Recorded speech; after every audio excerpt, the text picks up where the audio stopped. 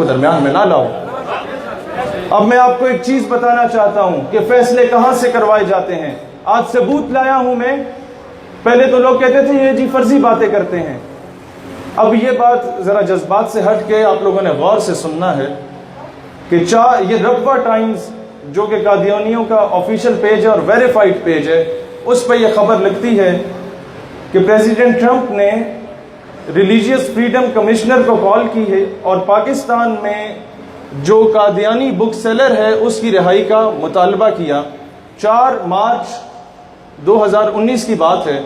اس کے بعد 11 مارچ کو یونائٹڈ نیشن کا جو نمائندہ ہوتا ہے وہ پاکستان کو کرٹیسائز کرتا ہے کہ تم لوگ قادیانیوں کے ساتھ صحیح رویہ اختیار نہیں کر رہے۔ یہ 11 مارچ کی رپورٹ ہے۔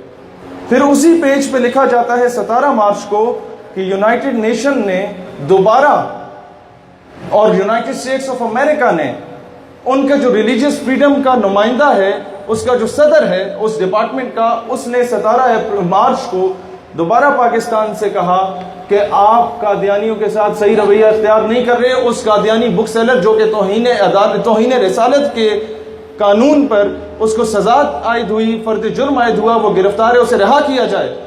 18 تاریخ کو یہ 3rd کلاس آدمی ثاقب نثار $1,00,000 کا چیک وصول کرتا ہے جس پر لکھا ہوتا ہے کہ احمدیہ مسلم کمیونٹی، اس طرف بعد میں آؤں گا۔ 18 مارچ کو اس کے اگلے دن ہی یہ قادیانیوں سے وہ چیک وصول کرتا ہے ڈیم فنڈ کے نام پہ، اور پھر 20 مارچ کو آتا ہے کہ Pakistan on Monday released an Ahmadi book seller amid increasing pressure from American lawmakers and religious freedom advocates, کہ پاکستان نے 20 مارچ کو اس قادیانی بک سیلر کو رہا کر دیا امریکہ کے پریشر کے انڈر آ کے۔ اب بولیں فیصلے کہاں سے کروائے جاتے ہیں؟ یہ چیز بتائیں۔ اب سنیں، مجھے بتائیں توہین عدالت کی دفعات لگتی ہے کیا پاکستان کے کانسٹیٹیوشن آرٹیکل نمبر پاکستان کے کانسٹیٹیوشن 7 ستمبر 1974 کو کیا قادیانی ایک نان مسلم مائنورٹی ڈکلیئر نہیں ہوئے تھے؟ قانونی طور پہ ہوئے تھے۔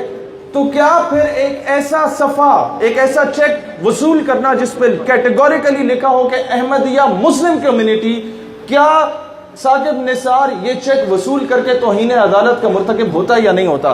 میں 295C کا ذکر ہی نہیں کرتا، میں توہین رسالت کا ذکر ہی نہیں کرتا، میں قانونی سطح پہ آپ کے آگے بات رکھتا ہوں۔